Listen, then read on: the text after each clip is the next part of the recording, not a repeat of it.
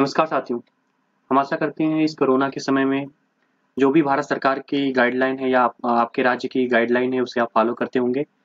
ज़रूरत पड़ने पर ही आप बाहर निकलते होंगे। हम ऐसी आपसे अपेक्षा करते हैं और सरकार भी आपसे अपेक्षा करती है। इसी के साथ हम आज की अपनी वीडियो शुरू करते हैं और हम बात करेंगे आज हिंदी में संज्ञा किसे कहते हैं, इसकी परिभाषाएँ क्या हैं, इसके प्रकार क्या हैं और संज्ञा के प्रकार को लेके मतभेद क्या है। इन सभी बातों को हम आज इस वीडियो में समझने की कोशिश करेंगे। तो चलिए शुरू करते हैं हम आज की वीडियो। आइए हम पहले देखते हैं कि संज्ञा की परिभाषा क्या है। मित्रों, जैसा कि परिभाषा एक तरह से किसी भी तत्व का, किसी भी विषय को अपने में समेटने की कोशिश करती है, लेकिन वो बहुत परफेक्ट नहीं होती है। तो आइए देखते हैं कि इसकी परिभाषा क्या है। संज्ञा वह विकारी शब्द है जिससे किसी विशेष वस्तु, भाव और व्यक्ति का बोध होता है, जैसे राम, गंगा, पर्वत, सोना, बुढ़ापा, कठोरता, गर्मी, सर्दी इत्यादि। ये इस तरह के जो विकारी जो शब्द हैं, यानी कि जिसमें परिवर्तन संभव हो, ऐसे हम दो बातों पर अपना ध्यान आकर्षित करेंगे। पहला ये कि विकारी शब्द क्या होता है, दूसरा ये कि वस्तु, जो यहाँ पर वस्तु आया है, जो यहाँ पर वस्तु आप देख रहे हैं, इस वस्तु का संदर्भ क्या है। वस्तु का मतलब है कि बस केवल भौतिक वस्तु, उसके संदर्भ में या कोई उसका एस्पेक्ट बहुत बड़ा है, तो हम उस चीज को देखते हैं। और दूसरा पहला जो है कि विकारी शब्द क्या है। हाँ, अगर आप लोगों ने मेरी इससे पहले वाली वीडियो नहीं देखे हैं तो वहाँ पे हमने जो शब्दों का वर्गीकरण किया है, उस वर्गीकरण में बताया है कि शब्द कितने प्रकार के होते हैं और उसके आधार क्या हैं। तो उसी में से एक है विकारी और अविकारी शब्द। तो संज्ञा क्या है कि वो विकारी शब्द है। तो विकारी का अर्थ क्या होता है हम उसको जानेंगे इसमें। आइए देखते हैं कि वस्तु का जो संदर्भ है, जो हमारे इस परिभाषा में आया है, तो वस्तु का कितने उसका फलक क्या है, वो कितने बड़ा है अपने आप में। तो जब हम संज्ञा के संदर्भ में हम वस्तु को पढ़ते हैं तो वस्तु के अंतर्गत जो प्राणी जगत है, जिसमें हम आप सभी लोग आते हैं, वो भी समाहित है। उसी में हम देखते हैं कि पदार्थ जो जो भी हमारे सामने जो वस्तु है, किताब, कापी, धरती पे जो भी वस्तु जो चीजें दिखाई देती हैं, वो पदार्थ जो कहीं ना कहीं प्राकृतिक चीजें, वो भी उस वस्तु में शामिल है। किसी व्यक्ति या वस्तु का जो गुण धर्म होता है, उसकी विशेषताएं होती है, वो भी इस वस्तु में शामिल है। यानी कि जब हम कहते हैं कि किसी वस्तु या व्यक्ति या भाव के नाम को उस या उससे संबंधित जुड़े शब्द को ही हम क्या कहते हैं, संज्ञा कहते हैं। तो वस्तु का जो फलक है केवल भौतिक चीजों तक सीमित न होकर के, बल्कि जब संज्ञा के रूप में इसे प्रयोग किया जाता है तो उसमें प्राणी भी आता है, पदार्थ भी आता है, और इस प्राणी या पदार्थ का गुण धर्म और जो भी विशेषताएं होती है, क्रिया व्यापार होता है, वो सब कुछ निकल करके या समाहित होता है इस वस्तु में। दूसरी बात यह कि जो ये विकारी शब्द है, वो भी आया है ना कि संज्ञा ऐसी विकारी शब्द है जिसमें भाव, व्यक्ति या जाति का बोध होता है। तो विकारी का अर्थ ये होता है कि जिसमें परिवर्तन संभव हो, ऐसे शब्द जिसको परिवर्तित किया जा सके। जैसे सड़क है ना, आपके सामने ये स्क्रीन पर जो ये शब्द दिख रहे हैं, सड़क, सड़क को आप परिवर्तित करना चाहेंगे तो सड़क से सड़कों हो जाएगा। बूढ़ा से बूढ़ा एक शब्द है, इसे आप परिवर्तित करना चाहेंगे तो ये बुढ़ापा में परिवर्तित हो जाएगा। सर्द शब्द है, सर्दी में परिवर्तित हो जाएगा। पर्वत शब्द है, पर्वतों में परिवर्तित हो जाएगा। तो मतलब विकारी का अर्थ यही होता है कि जिसमें परिवर्तन संभव हो, वो विकारी शब्द होते हैं। जिसमें परिवर्तन नहीं संभव होता है वो अविकारी शब्द होते हैं। तो हिंदी में जो विकारी शब्द हैं मूलतः चार हैं। पहला संज्ञा, जिसे हम पढ़ रहे हैं। दूसरा सर्वनाम, जिसको हम आगे पढ़ेंगे। तीसरा विशेषण और चौथा क्रिया। ये चार जो सेगमेंट हैं, ये चार जो हम शब्द अभी आपसे बोले हैं, संज्ञा, सर्वनाम, विशेषण और क्रिया, ये चारों ही विकारी शब्दों के अंतर्गत आते हैं। और अविकारी शब्द के जो शब्द होते हैं वो भी चार होते हैं, लेकिन उसके अंतर्गत आता है क्रिया विशेषण, समुच्चय बोधक, संबंध बोधक, और इसके साथ साथ जो विस्मयादि बोधक होता है। वो चार जो शब्द हैं वो अविकारी शब्दों के अंतर्गत हम पढ़ते हैं। तो संज्ञा को हमने देख लिया। हमको जो दो बातें बतानी थी, विकारी और वस्तु। वस्तु का संदर्भ यहाँ बहुत बड़ा है और विकारी का भी अपने आप में एक महत्वपूर्ण दर्जा है। संज्ञा इसी विकारी शब्द के अंतर्गत आती है। तो एक बार परिभाषा और हम देख लेते हैं।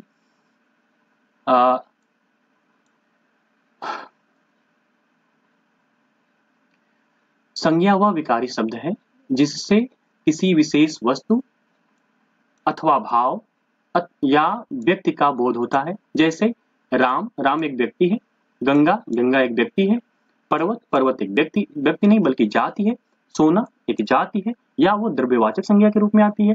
बुढ़ापा, कठोरता, गर्मी, सर्दी ये भाववाचक संज्ञा के रूप में आती है। मतलब संज्ञा मूलतः तीन सेगमेंट को कहीं न कहीं अपने को रिप्रेजेंट कर रही है या अपने को प्रस्तुत कर रही है। जैसे व्यक्ति को प्रस्तुत कर रही है या वो भाव को प्रस्तुत कर रही है या वो जाति को प्रस्तुत कर रही है।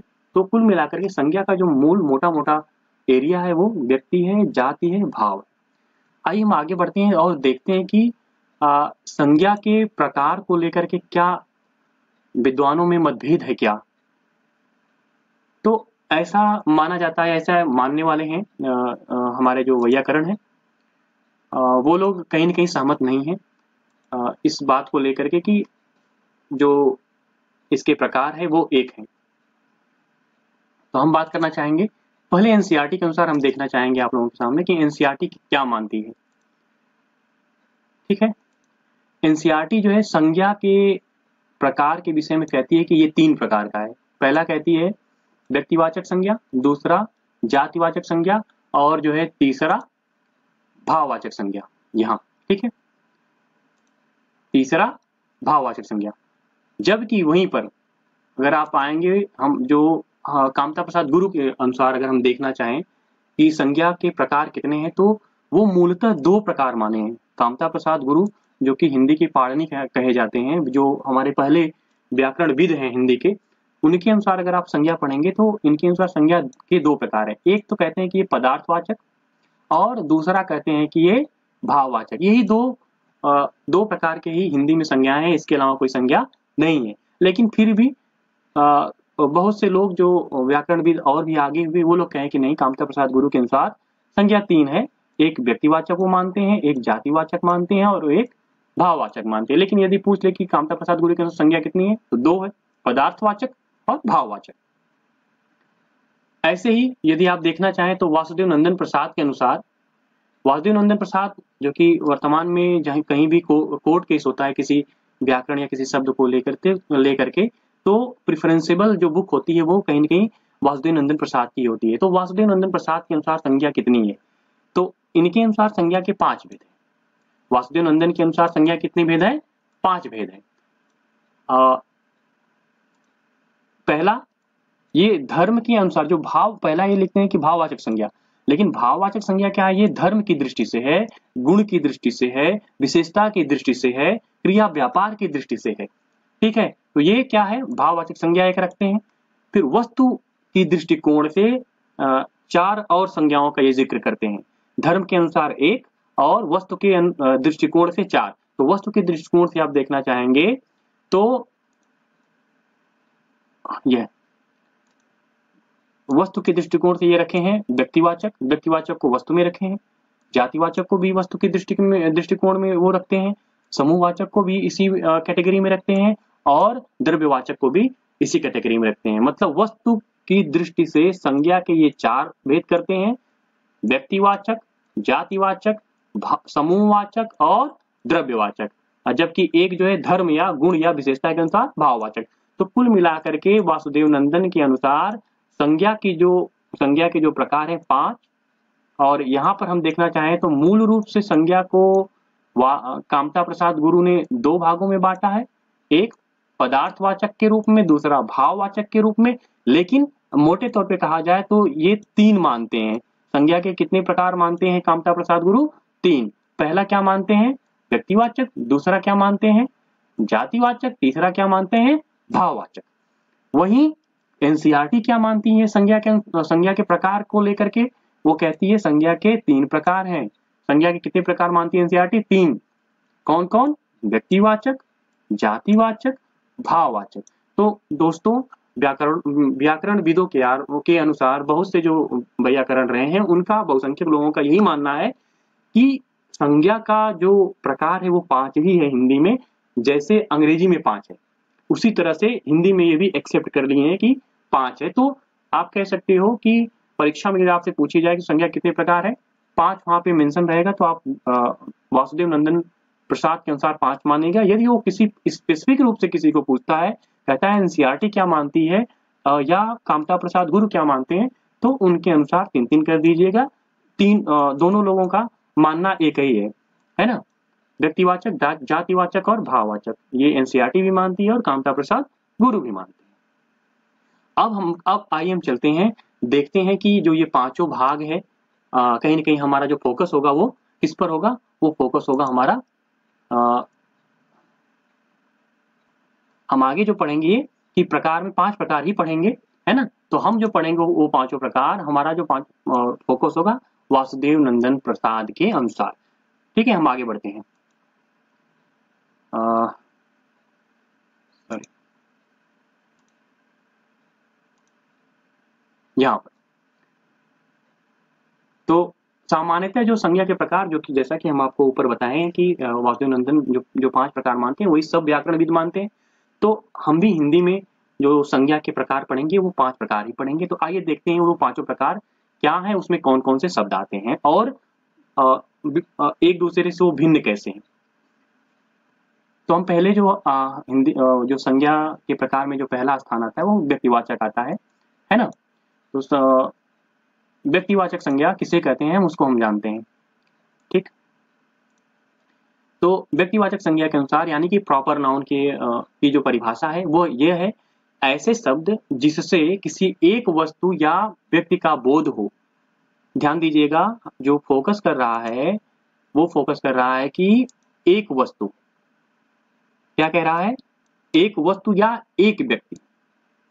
ऐसा शब्द जिसमें किसी एक वस्तु या एक व्यक्ति का बोध हो, वहां पर क्या होता है, व्यक्तिवाचक संज्ञा होती है। और हम व्यक्तिवाचक संज्ञा पढ़ने के दौरान ही आपको जातिवाचक संज्ञा समझाने की कोशिश करूंगा और आपको समझ में आएगा, ये मेरा मानना है ऐसा। तो एक बार फिर हम इसकी परिभाषा देख लेते हैं। ऐसे शब्द जिनसे किसी एक वस्तु या एक व्यक्ति का बोध होता हो, व्यक्तिवाचक संज्ञा कहलाता है। और व्यक्तिवाचक संज्ञा में क्या क्या आएगा, आइए हम देखते हैं आगे। ये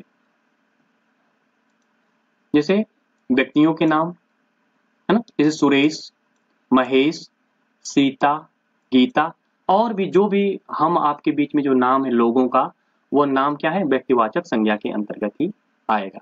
ऐसे ही क्लासिफिकेशन आप करेंगे तो दिशाओं का जो नाम होता है, पूर्व, पश्चिम, उत्तर, दक्षिण, उत्तर पूर्व, दक्षिण पूर्व, है ना, ये सब क्या है, दिशाओं के नाम भी व्यक्तिवाचक संज्ञा के अंतर्गत ही आता है। ऐसे जैसे देश का नाम, भारत, जापान, ऑस्ट्रेलिया, अमेरिका, रूस, जर्मनी, लग्जमबर्ग, ये सब देशों के नाम जो है वो भी क्या है, व्यक्तिवाचक संज्ञा के रूप में ही आता है। लेकिन यही पे आप समझाने की कोशिश करें, यदि आपके सामने यह कह दिया जाए कि जो देश है, देश जो शब्द है वो क्या है, वो किस कैटेगरी में आएगा, तो देश केवल शब्द आएगा तो वो केवल क्या होगा, ये जाति होगी। ठीक है ना, ये जाति में आएगी। लेकिन किसी देश का स्पेशली नाम ले लिया जाता है, पर्टिकुलर नाम लेके पुकारा जाता है, तो वो किस में आ जाएगा, व्यक्तिवाचक संज्ञा के अंतर्गत आएगा। फिर ऐसे ही देश के साथ फिर राष्ट्रीयता का नाम ले लिया जाए, है ना, जैसे कह दिया जाए कि भारतीय, अमेरिकी, पाकिस्तानी, चाइनीज, है ना, कोरियाई, इस तरह के जो नाम आ जाते हैं या जो उनकी नेशनलिटी होती है उसको पुकारा जाता है, तो भी क्या होता है, वो व्यक्तिवाचक संज्ञा के अंतर्गत ही माना जाता है।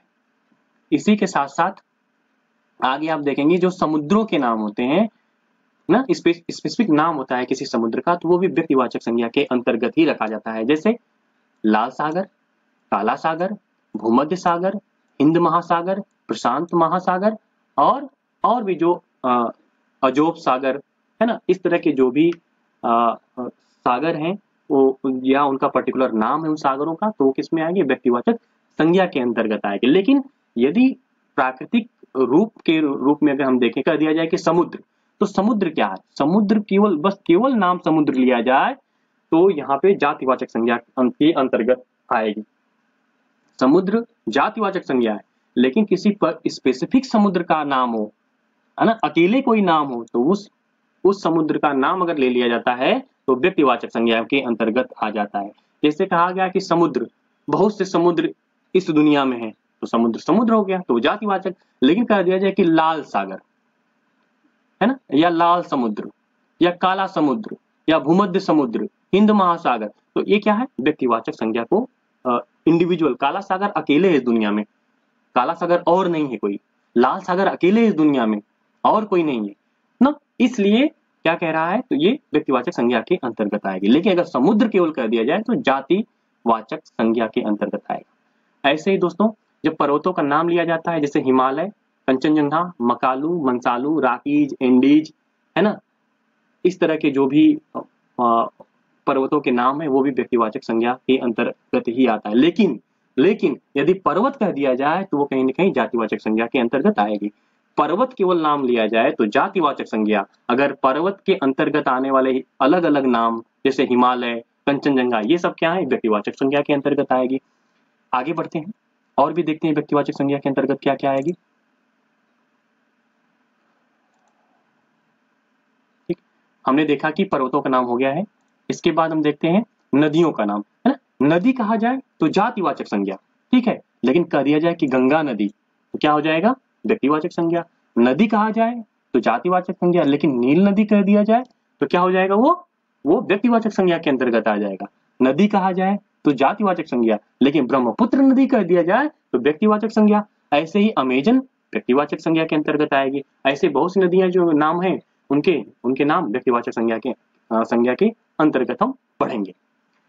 ऐसे नगरों के नाम क्या होंगे, नगर कहा जाए तो जातिवाचक संज्ञा, नगर की अपनी विशेषताएं होती है जो कहीं न कहीं अमूमन एक ही टाइप होती है ना। लेकिन दिल्ली कह दिया जाए, दिल्ली का रूप रंग अलग, है ना, दिल्ली अकेले है इस दुनिया में अपने टाइप में, तो दिल्ली व्यक्तिवाचक संज्ञा के अंतर्गत। हमने परिभाषा में पढ़ा यही ना कि ऐसे, हमने क्या पढ़ा परिभाषा में, आप देख लीजिए एक बार, हमने क्या पढ़ा है कि वह संज्ञा, वह विकारी शब्द है जिसमें किसी विशेष, माफ कीजिएगा, व्यक्तिवाचक संज्ञा के अंतर्गत, है ना, ऐसे शब्द जिसमें ना, यहाँ पे हमने पढ़ा ना कि ऐसे शब्द जिसमें एक वस्तु या एक व्यक्ति का बोध हो।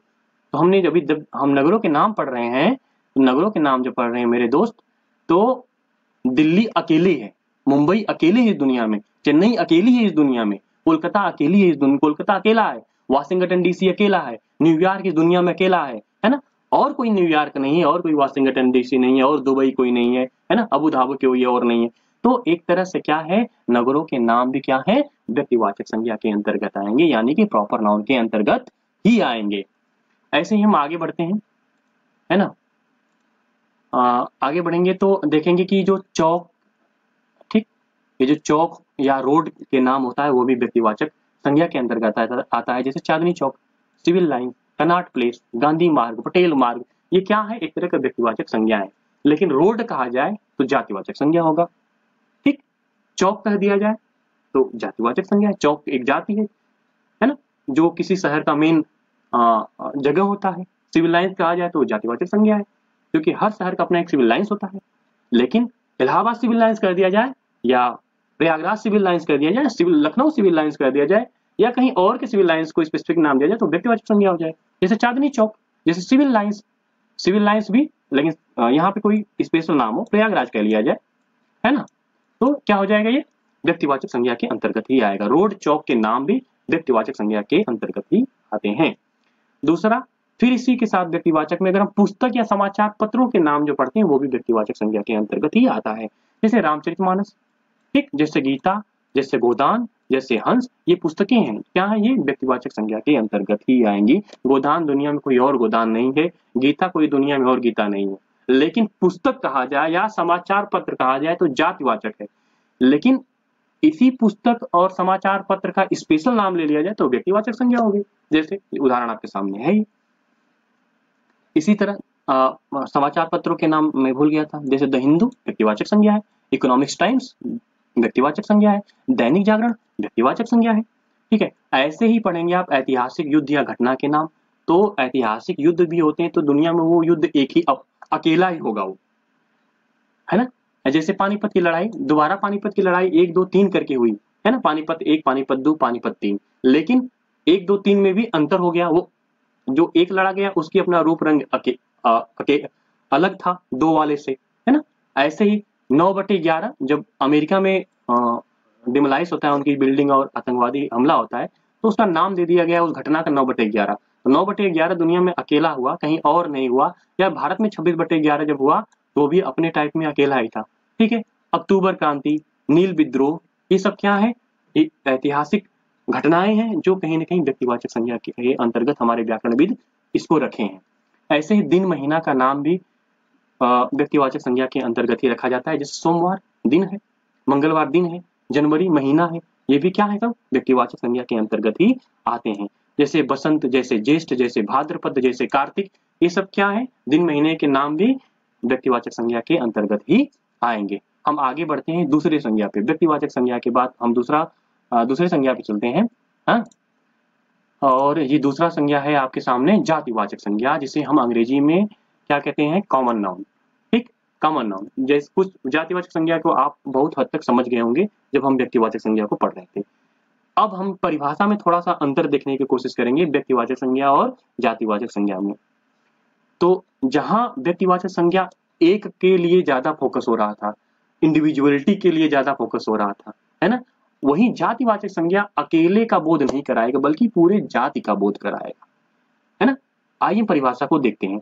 ये कहता है कि जिस शब्दों से वस्तुओं, वहां पे क्या हो रहा था व्यक्तिवाचक में, एक वस्तु और एक व्यक्ति हमने पढ़ा है। लेकिन जातिवाचक में अब क्या परिभाषा हो रही है, जातिवाचक में अब परिभाषा यही हो रही है कि जिस शब्दों से वस्तुओं और व्यक्तियों का बोध हो वह जातिवाचक संज्ञा कहलाता है। जैसे मानव, मनुष्य, ठीक। मनुष्य क्या है, मनुष्य की अपनी एक जाति है जो पूरी दुनिया में है, तो मनुष्य कहने से जाति का बोध होता है।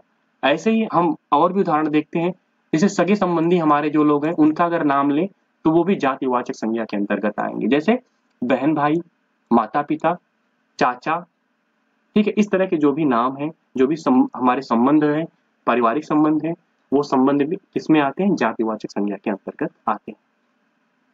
चाचा कहने से कोई इंडिविजुअल चाचा नहीं हो जाते, बल्कि चाचा की अपनी एक जाति होती है जो दुनिया में चाचा होते हैं। ऐसे पद का जब नाम लिया जाता है, किसी पद का नाम लिया जाता है तो वो जातिवाचक संज्ञा के अंतर्गत आता है। जैसे मंत्री, कलेक्टर, एसडीएम, ठीक है। इस तरह के जो पद हैं वो पद क्या है, जातिवाचक संज्ञा को का बोध कराते हैं।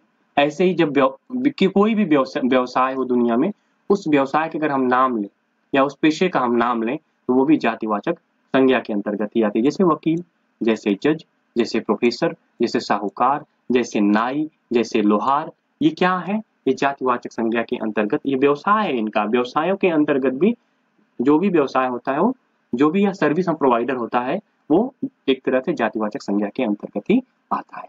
ऐसे हम देखें, पशु पक्षी का नाम देख ले, घोड़ा, गाय, तोता, शेर, बिल्ली, ये क्या है, जाति है। घोड़ा से कहने से पूरे घोड़े का बोध होता है। काला घोड़ा कह दे तो व्यक्तिवाचक हो गया, नीला घोड़ा कह दे तो व्यक्तिवाचक हो जाए किसी के सामने, काली गाय कह दिया जाए तो व्यक्तिवाचक में आ जाए, लेकिन गाय कह दिया जा रहा है तो पूरे गाय जाति का हमारे सामने बोध कराते हैं। ऐसे तोता कहने पे तोता जाति का बोध होता है, शेर कहने पे पूरे शेर जाति की बोध होता है, बिल्ली कहने पे पूरी बिल्ली जाति का बोध होता है। लेकिन हम कह दें शेर, या कुत्ता का नाम अगर कोई रखता है हमारे यहाँ, तो कुत्ता कहने से कुत्ता का जो बोध होता है पूरे कुत्ते जाति की बोध होता है, ठीक है। लेकिन आपके सामने कह दिया जाए टॉमी, टॉमी इधर आओ, कुत्ते का नाम टॉमी होता है तो वो क्या हो जाएगा, व्यक्तिवाचक संज्ञा के अंतर्गत आ जाएगा। मुझे आशा है कि आप लोग व्यक्तिवाचक संज्ञा और जातिवाचक संज्ञा के में जो डिफरेंट मूल अंतर है उस अंतर को समझ गए होंगे। हम आगे बढ़ते हैं, तीसरे प्रकार पे चलते हैं। और तीसरा प्रकार है, पहला प्रकार व्यक्तिवाचक संज्ञा था, दूसरा प्रकार जातिवाचक या कॉमन नाउन है, तीसरा जो है भाववाचक संज्ञा है। हिंदी में जो तीसरा संज्ञा हम पढ़ते हैं वो भाववाचक संज्ञा। तो भाववाचक संज्ञा के अंतर्गत आप देखेंगे कि इसकी परिभाषा, उसे अंग्रेजी में हम कहते हैं एब्स्ट्रैक्ट नाउन। इसकी परिभाषा है, जब किसी शब्द से किसी वस्तु या व्यक्ति के गुण, गुण मतलब उसकी विशेषता, धर्म उसका क्रिया व्यापार, या उसकी विशेषताएं दशाओं आदि का जो बोध कराए, ऐसा शब्द हो जो इन सब चीजों को, किसी व्यक्ति या किसी वस्तु के गुण का, उसके धर्म का, उसकी विशेषताओं का, उसके दशाओं का हमको बोध कराए, वो शब्द क्या है? भाववाचक संज्ञा कहलाता है। जैसे बुढ़ापा, बुढ़ापा एक भाव है, लड़कपन एक भाव है, पंडिताई एक भाव है, गर्मी, गर्मी एक भाव है, सर्दी, कठोरता, मित्रता, मिठास, इसी तरह से क्या है ये भाववाचक। जितने भी इस तरह की विशेषता, दशा, आकार, प्रकार की बात हो तो वो एक तरह से क्या है, वो भाववाचक संज्ञा के अंतर्गत आता है। दोस्तों भाववाचक संज्ञा जो है हिंदी में जो बनती है वो पांच तरह से बनता है। जैसे कौन कौन है? एक तो है जैसे जातिवाचक संज्ञा से, जातिवाचक संज्ञा से भी भाववाचक संज्ञा बनते हैं। जैसे बूढ़ा क्या है? बूढ़ा एक जाति, बूढ़ों की अपनी जाति है। उस बूढ़ा शब्द से, उस जातिवाचक शब्द से जब अब्स्ट्रैक्ट नाउन पे आएंगे तो वो परिवर्तित होकर के बुढ़ापा हो जाता है। ऐसे लड़का से लड़कपन है ना, लड़का जातिवाचक संज्ञा है और लड़कपन क्या है? लड़कपन भाववाचक संज्ञा है। ठीक, ऐसे चोर, चोरों की अपनी जाति है, ये जातिवाचक संज्ञा है, लेकिन चोर से चोरी हो गई तो चोरी करने की प्रक्रिया क्या है? भाववाचक संज्ञा है। मित्र क्या है? जातिवाचक संज्ञा है। मित्रता क्या है? भाववाचक संज्ञा है। इसी तरह जो भाववाचक संज्ञा बनता है, विशेषण से भी भाववाचक संज्ञा बनता है। जैसे गर्म से गर्मी, गर्म क्या है? विशेषण है, गर्मी भाववाचक एक भाव है।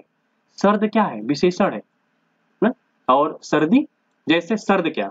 सर्द रातें, लेकिन सर्दी कहने पे भाव, भाव का बोध होता है। ऐसे मीठा विशेषण है, लेकिन मिठास भाववाचक संज्ञा है। तो जो भाववाचक संज्ञा बनता है जातिवाचक संज्ञा से भी बनता है, विशेषण से भी बनता है। आगे हम देखते हैं क्रिया से भी अब्स्ट्रैक्ट नाउन बनती है। जैसे ये यहाँ से आपके सामने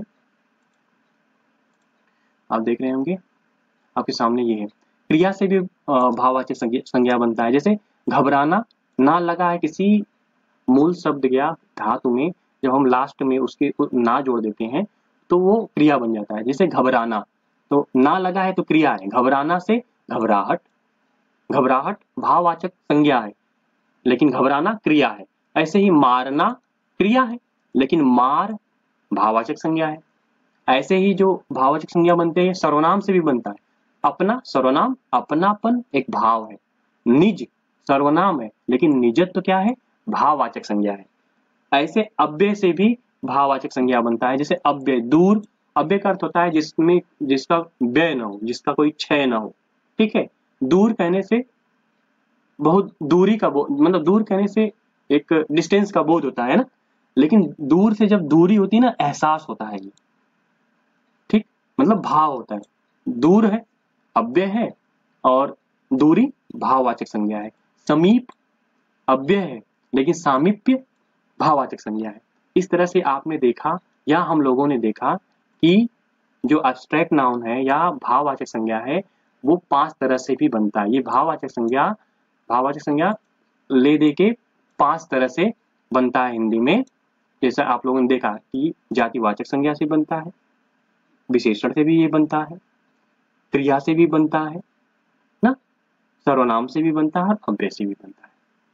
इसके साथ साथ हमने देखा कि ये 3 जो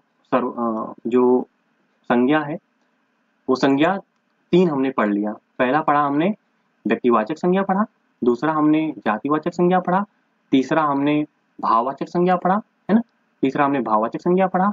और अब हम पढ़ेंगे चौथे जो संज्ञा का जो चौथा प्रकार है उस पर, ये द्रव्यवाचक संज्ञा को हम पढ़ने जा रहे हैं। जो चौथा है हिंदी में, चौथा क्या है? ये मटेरियल नाउन, जिसे अंग्रेजी में मटेरियल नाउन होता है और हिंदी में से द्रव्यवाचक संज्ञा कहते हैं। तो हम इसकी परिभाषा देखते हैं और हम देखेंगे कि इसकी अवस्थिति कहाँ पर व्याकरणिक विद ने माना है।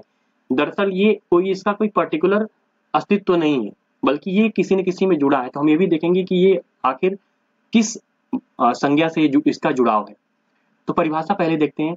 परिभाषा कह रहा है, द्रव्यवाचक संज्ञा की परिभाषा, जिस विकारी शब्द से माप तौल वाले वस्तु का बोध हो उसमें द्रव्यवाचक संज्ञा होता है। जैसे सोना, जैसे लोहा, लोहा वजनी होता है तो इसका भी माप तौल होता है, सोना का भी माप तौल होता है, पानी का भी माप तौल होता है ना। तेल का भी होता है, खनिज का भी होता है। तो ऐसे शब्द जो जिससे माप तौल का बोध हो, उस शब्द में हम क्या देखते हैं कि द्रव्यवाचक संज्ञा होता है। और व्याकरणिक विदों ने, जो हमारे व्याकरण व्याकरण के ज्ञाता हैं, उनका मानना है, या कामता प्रसाद गुरु का भी मानना है कि ये जो द्रव्यवाचक संज्ञा का समाहार होगा, या ये जो इसका जुड़ाव है, बेसिकली व्यक्तिवाचक संज्ञा के अंतर्गत ही रखे हैं वो लोग। क्योंकि सोना दुनिया में एक ही है, बहुत सोने नहीं है, उसका अपना एक अलग अस्तित्व है। चांदी अपना एक ही है ना, कोई समूह नहीं है, कोई उस तरह की नहीं, तो बल्कि ये व्यक्तिवाचक संज्ञा के रूप में वैयाकरणों ने इसको द्रव्यवाचक संज्ञा या मटेरियल नाउन को रखा है। आगे बढ़ते हैं हम पांचवें प्रकार पर चलते हैं कि इसका पांचवा प्रकार क्या है। आपने देखा होगा कि लोहा, सोना, पानी, तेल, खनिज आदि क्या है, द्रव्यवाचक संज्ञा है। लेकिन यदि आप इसे रखना चाहें तो व्यक्तिवाचक संज्ञा के अंतर्गत रख सकते हैं, पढ़ सकते हैं। पांचवा क्या है? पांचवा है समूहवाचक संज्ञा। पांचवा क्या है? समूहवाचक संज्ञा। समूहवाचक को समझने से पहले इसकी हम परिभाषा देखते हैं, क्या इसकी क्राइटेरिया है, फुलफिल क्या करता है। इसे अंग्रेजी में कलेक्टिव नाउन कहा जाता है। परिभाषा कह रही है कि जिस विकारी शब्द से वस्तु या व्यक्ति के समूह का बोध हो, उसे समूहवाचक संज्ञा कहते हैं। एक बार फिर, जिस विकारी शब्द से वस्तु या व्यक्ति के समूह का बोध हो, उसे समूहवाचक संज्ञा कहते हैं। जैसे सभा। सभा क्या है? व्यक्तियों की सभा होगी, है ना। दल, व्यक्तियों का दल होगा। गिरोह, व्यक्तियों का गिरोह होगा। गुच्छा, किसी वस्तु का चुनाव होगा या उसका समूह होगा।